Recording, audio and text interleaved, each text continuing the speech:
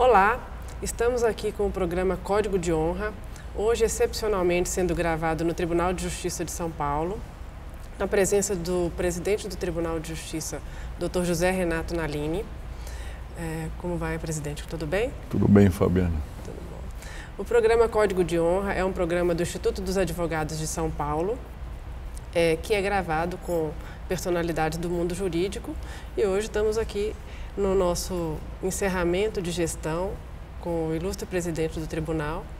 E eu gostaria, presidente, de lhe perguntar um pouco sobre esses teus 3 anos como presidente do Tribunal de Justiça. Quais foram os principais objetivos e metas alcançadas? Na verdade, Fabiana, foram 2 de corregedor, 2 de presidente. Então, há 4 anos eu estou assim na cúpula do maior Tribunal de Justiça do planeta, não é? Não há outro tribunal que tenha as nossas dimensões. Mais de 50 mil funcionários, 2.500 juízes, mesmo assim 818 vagas no quadro da magistratura, faltam 818 juízes para São Paulo e, infelizmente, 26 milhões de processos, né? Então é um desafio muito grande. É verdade que a máquina funciona quase que automaticamente. O presidente é um coordenador, é alguém que coloca algumas diretrizes, tenta motivar as pessoas, né? Mas foi um desafio gratificante, com algumas frustrações, mas eu diria que o resultado é positivo. Uma coisa que me chamou muito a atenção na sua gestão, presidente, foi a simplicidade com que você tratou esse cargo. Apesar da grandiosidade do cargo, em todos os eventos que nos encontramos ao longo desses 2 anos, o senhor sempre tratou todas as pessoas com muita cordialidade, muito carinho, e isso eu achei que foi realmente um destaque da sua pessoa como presidente. O que o senhor tem a falar sobre assumir o cargo de presidente do Tribunal de Justiça?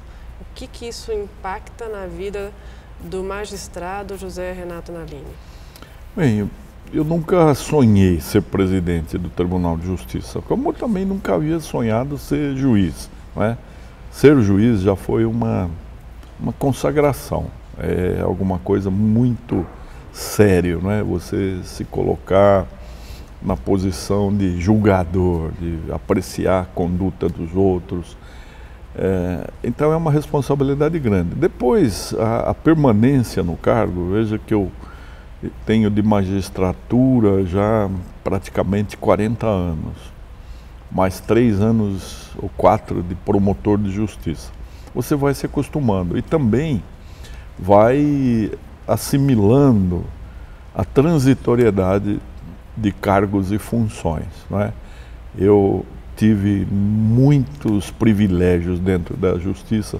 Fui assessor de corregedores gerais, fui assessor de juízes, juiz assessor de presidentes, né, de desembargador de presidente, e acompanhei essas pessoas até o último dia, levando ali até a garagem, alguns sabendo que não voltariam mais, e isso me deu uma lição, foi um aprendizado de que você não deve se apegar a cargos, a rótulos, né? Você deve se aproveitar das oportunidades que a vida oferece para tentar servir. Então, eu tenho assim a consciência muito tranquila de nunca ter feito premeditadamente o mal em relação a ninguém. Posso ter errado, pode ter causado mal involuntariamente. Mas os cargos, eles servem para que você sirva mais, para que você mostre o que é a justiça, para que você chame a atenção da sociedade em relação ao judiciário. Isso eu tentei fazer. E, na minha opinião, conseguiu brilhantemente. Você é muito generosa. Me fale um pouco sobre a finalização do projeto 100% digital. Bem, isso é um tento. Eu acho que foi um ganho para São Paulo, né? E para o Brasil, porque é um case mundial. Não há ainda um tribunal com as nossas dimensões ou que se aproxime, que tenha conseguido a digitalização 100%. O trabalho começou há muito tempo, não é? Nós tivemos aqui pioneirismo na informática jurídica, até com o ministro Rodrigues de Alckmin, na década de 70. Depois o Dini de Santos Garcia foi um doutrinador da informática jurídica. Agora, mais recentemente, em 2006, iniciou-se esse projeto, que é um projeto autônomo, não é aquele que é implementado pelo Conselho Nacional de Justiça. Nós pagamos um custo por causa disso, porque há uma tendência à padronização. Então, em outras gestões do CNJ, nós tivemos problemas com a tentativa de paralisar o nosso projeto e trazer o PJE. Mas nós insistimos e, graças à compreensão agora do ministro Lewandowski, nós aceleramos a digitalização 100%. Então, um mês antes do término do prazo, nós já tínhamos informatizadas todas as unidades judiciárias do Estado de São Paulo. O último processo físico ingressou na comarca de registro na noite de 30 de novembro de 2015. Não é que nós estejamos agora já livres de todo o processo de papel, mas vislumbra-se que com o tempo nada mais haverá de papel. E isso é muito sério, Fabiana, porque nós temos arquivos com mais de 100 milhões de autos guardados e que custam milhões mensalmente para o povo de São Paulo. Arquivos que nós não podemos descartar, porque há uma concepção de que tudo é histórico, não é? E nós não temos elementos suficientes para analisar o que é histórico ou não. Se nós tivéssemos de fazer esse serviço, demoraria 227 anos. Então nós pararíamos de julgar para examinar processo velho, né? Agora, com a informatização, você veja que a pessoa de qualquer lugar do mundo, em qualquer horário, pode acompanhar o seu processo. Nós até estamos criando uma corregedoria virtual.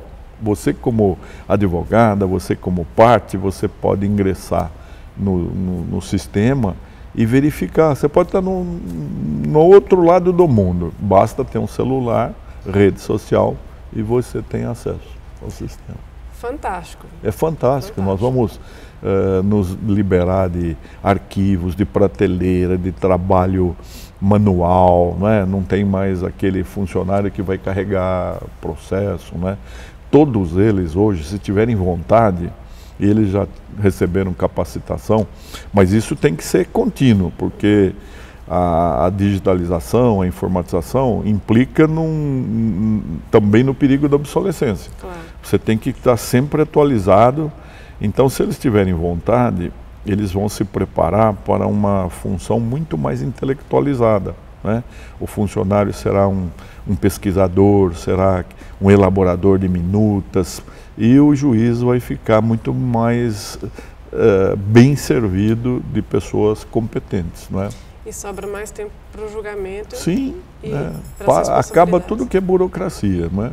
Você já imaginou um cartório, hoje nem é cartório, mas uma unidade judicial, assim como aqueles espaços do Google, colorido, com música, não é?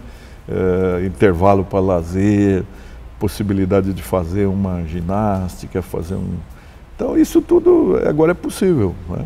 É verdade, né? Não é porque a justiça é séria que não pode ter o... Sim, o ambiente de trabalho tem de ser um ambiente saudável, né? Um ambiente amistoso, um ambiente harmônico, porque nós já trabalhamos, Fabiana, com a miséria do mundo, né? É verdade. Aqui é uma UTI social, nós trabalhamos com a ruptura da alma das pessoas, então a gente precisa ter um ambiente bom. Com certeza. Me fale um pouco, doutor Nalini, sobre a empresa Amiga da Justiça. Isso foi um gesto também, isso está dentro de uma grande estratégia, não é? Quando eu assumi a presidência, principalmente, porque na corregedoria você tem uma preocupação tópica, né, com fiscalização e acompanhamento dos trabalhos, orientação. Você não tem problemas com orçamento, com falta de recursos financeiros, recursos processuais, esses tem bastante. Mas recurso financeiro falta, né? Então, eu comecei a verificar que a tendência do judiciário no Brasil é o crescimento até o infinito, né? Você ouve demandas de criar mais varas, de fazer mais estruturas, de aumentar aquelas que tem, e precisa de mais funcionário, precisa de mais isso, mais aquilo. E o sistema justiça, ele se tornou um gigante, e é um gigantesco nó, né, que precisa ser repensado. E quem é que sustenta tudo isso? É a sociedade. Então nós começamos a trabalhar numa tentativa de disseminação da ideia de que as composições consensuais de conflito são mais interessantes do que o processo. O processo pode durar 20 anos. Tal. Uma das propostas, então, foi chamar os grandes litigantes e mostrar para a empresa que se ela investisse um pouco mais na comunicação com o seu cliente, né, se ela tivesse um pouco mais de polidez, um pouco mais de interesse em atender as reclamações, ela evitaria uma percentagem enorme de demandas, né? E aquelas que se propuseram a reduzir a intensidade da litigância receberam um selo de amigos da justiça, né? Isso também está sendo feito com os municípios. O primeiro município foi o de São Paulo. São Paulo é essa insensatez de 12 milhões só aqui, mais 22 milhões na conurbação, né? Que não há, as fronteiras são uma convenção artificial, né? Porque você nem sabe quando está saindo de um município entrando no outro. É uma fonte a jorrar permanentemente conflito. Então, se a gente conseguir conscientizar as pessoas de que às vezes é melhor obter um acordo, e aqui os advogados são essenciais, porque o advogado no Brasil tem um status que em lugar do mundo ele ainda não conseguiu, né? É profissional, essencial, a administração da justiça, não é? Então o advogado tem também de se convencer de que fidelizar o cliente significa às vezes evitar uma lide que vai demorar 20 anos, não é? Sem dúvida, resolver o problema. Claro, ele tem que ser um arquiteto formulador de resultados satisfatórios, favoráveis, não ser um provocador de processos que não terminam, não é? Concordo plenamente. Acho que o advogado tem que trazer resultado. Sim. E não só litigar, né? E há também agora por parte do tribunal uma conscientização da necessidade da mediação, da conciliação. Isso. O que o senhor me fala sobre isso? O Tribunal de Justiça de São Paulo, ele, mercê da sua complexidade, né? A grandeza da justiça paulista faz com que ela tenha de procurar alternativas, né? Nós não teríamos condições de atender a demanda tradicional, ou seja, convertendo todos os municípios em comarca, multiplicando os cargos de juiz em todo o estado. Já somos 2.501 trabalhando, né, em atividade. Então, nós adotamos essa tática de favorecer o encontro de soluções que não passasse necessariamente pelo judiciário, mas com a coordenação do judiciário, com o acompanhamento da justiça. Então, nós disseminamos a ideia dos centros judiciais de solução de conflito e cidadania. Hoje já são 150, né? O restante do Brasil, os outros 26 estados da federação, somados não tem esse número, né? Então nós levamos realmente a sério.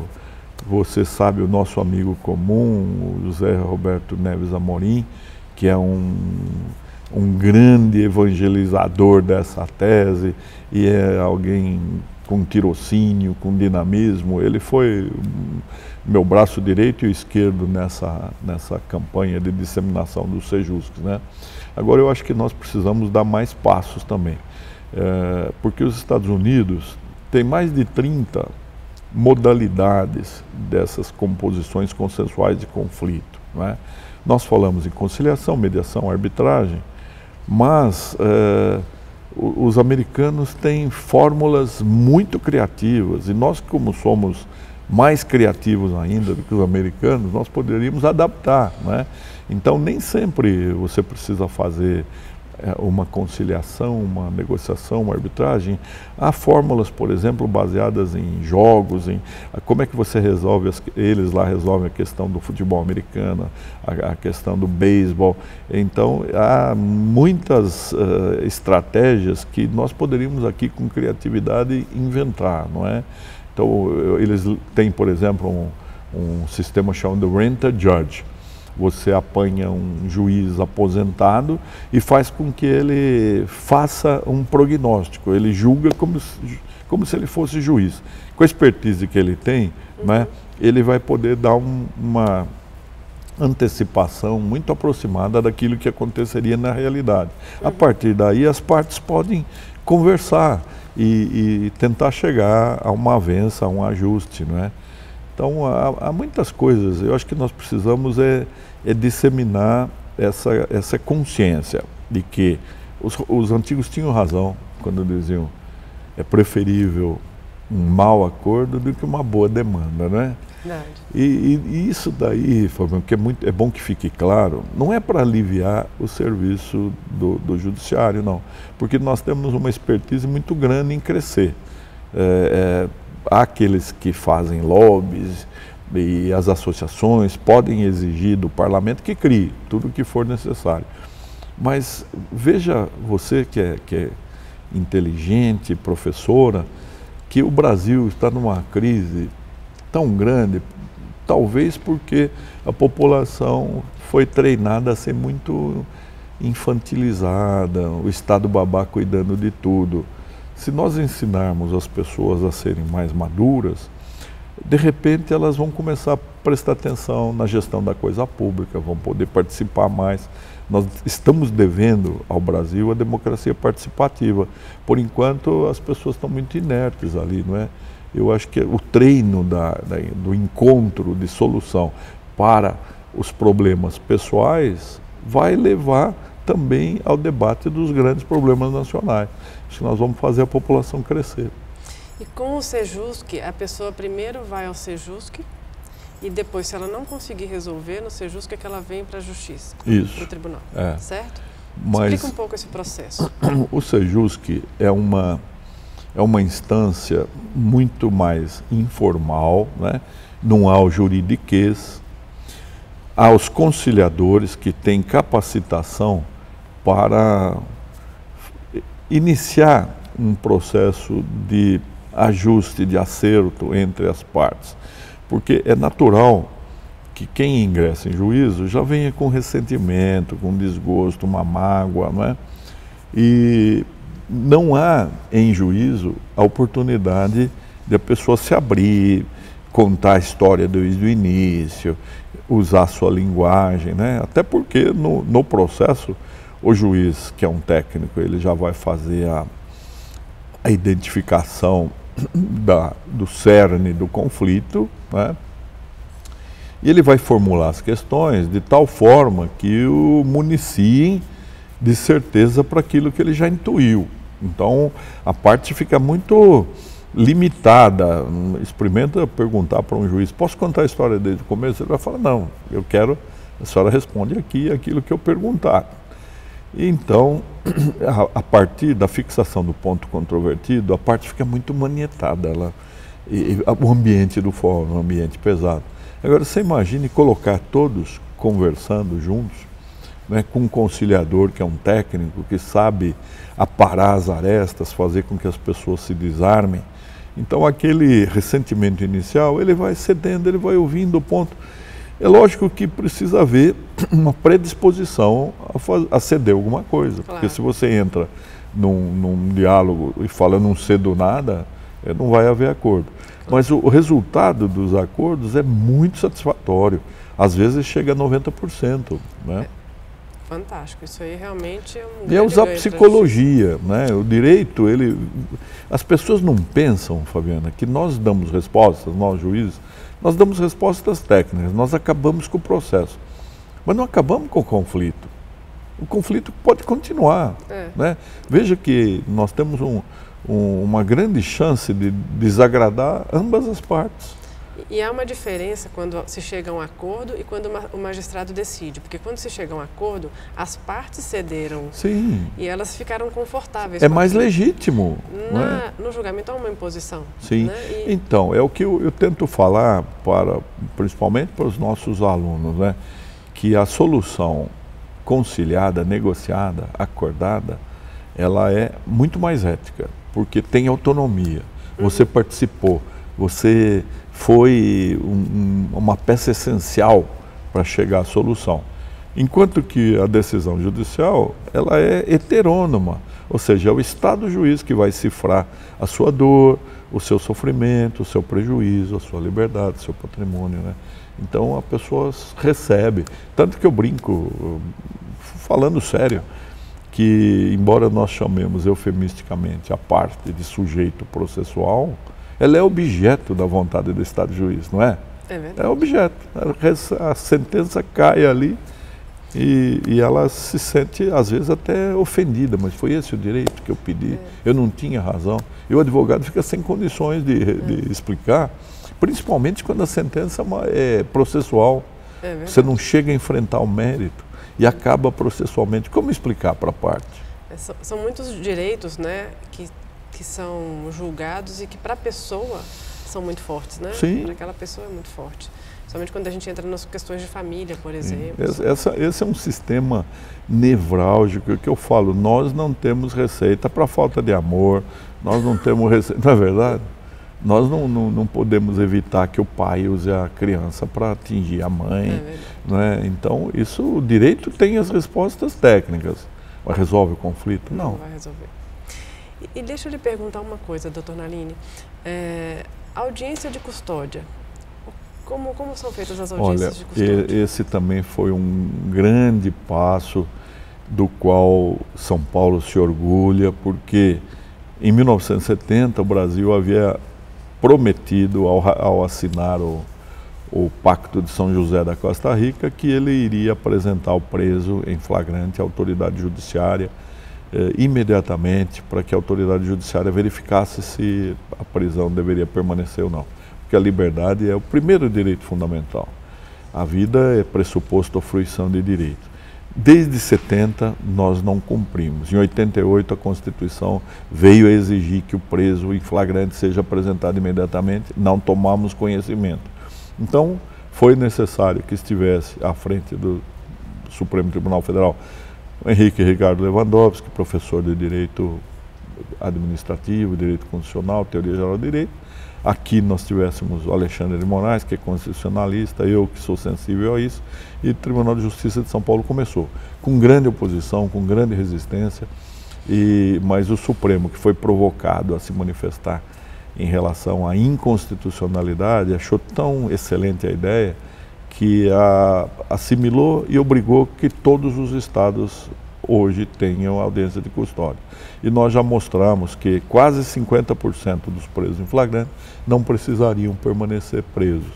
Isso esvazia também a força das facções criminosas que tinham nesse injustiçado, nesse que se considera inocente, permaneceu preso meses até anos, enquanto o juiz não aprecia o seu habeas corpus ou o julgamento definitivo, porque também são pobres, não têm advogado, né?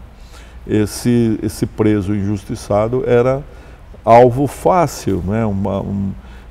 Das manobras das facções que começam a dominar o mundo do crime. Então nós estamos caminhando numa direção muito importante e o mundo está elogiando bastante a audiência de custódia.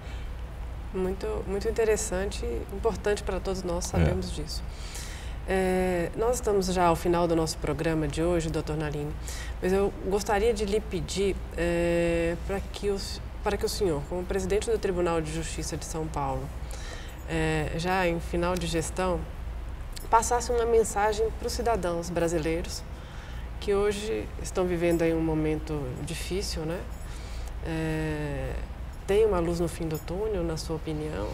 Tem. Você pensar bem, Fabiana, nós estamos enfrentando problemas muito sérios que vão se refletir também na ordem econômica, numa espécie de desalento, mas nós temos de encontrar uma esperança a partir da constatação de que as instituições estão funcionando, não é?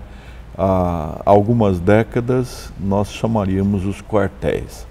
Hoje nós estamos chamando o judiciário. O judiciário tem um protagonismo muito grande, as instituições estão funcionando, a falta de consenso é natural da democracia, mas nós não temos a menor possibilidade de vislumbrar um golpe, o retorno à ditadura. Ninguém quer isso. E o sofrimento faz com que nós cresçamos, não é? Nós temos que escolher melhor aqueles que nos representam, para que eles não façam mais malfeitos, né? E quem faz malfeito é malfeitor. Chega de malfeitor na República Federativa do Brasil. Doutor Naline, muito obrigada pela participação no programa Código de Honra de hoje.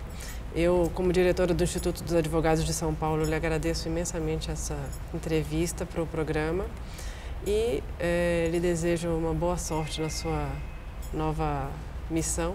Muito obrigado. Muito obrigada por tudo. E se o senhor quiser falar mais algumas palavras. Foi uma alegria, Fabiana. Você sabe que eu gosto muito de você, desde que nós partilhamos a nossa cátedra lá na FAAP. E respeito muito o IASP, o Zé Horácio é um parceiro, é um jovem que está levando a sério essa vocação do Instituto dos Advogados de São Paulo, que foca e enfatiza o aspecto cultural, não é? O IASP tem essa característica. E a simpatia pelo IASP e por você, pelo Zé Horácio, cresce ainda quando nós lembramos que o IASP nasceu junto com o Tribunal de Justiça. Nós temos a mesma idade, né? 141 anos. É verdade. É verdade, comemoramos juntos bastante o ano passado, né? Bom, muito obrigada pela participação no nosso programa de hoje. E a gente encerra o programa Código de Honra de hoje, que teve como participação o presidente do Tribunal de Justiça de São Paulo, Dr. José Renato Naline, eu, Fabiana Lopes Pinto. Muito obrigada a todos e excelente dia para vocês.